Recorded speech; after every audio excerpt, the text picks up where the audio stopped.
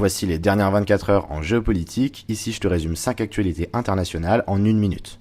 Première information, 3 MiG-31 russes ont volé l'espace aérien estonien durant 12 minutes avant d'être interceptés par des F-35 italiens. Tallinn annonce qu'elle invoquera l'article 4 de l'OTAN. Seconde information, le Royaume-Uni, le Canada et l'Australie reconnaissent l'État de Palestine, décision saluée par Ramallah mais bien sûr dénoncée par Israël, et tout ça a lieu à la veille du discours d'Emmanuel Macron aux Nations Unies.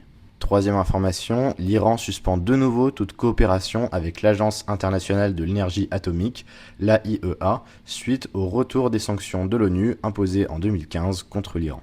Quatrième information, le constructeur américain Lockheed Martin dévoile Vectis, un nouveau drone furtif collaboratif. Alors cet appareil qui est plus petit qu'un F-35 mais qui est réutilisable, assurera des missions air-air, air-sol et ISR. Majoritairement conçu pour l'Indo-Pacifique, il mise sur la discrétion et la modularité, surpassant ainsi le GJ-11 chinois et le S-70 russe en furtivité et en polyvalence.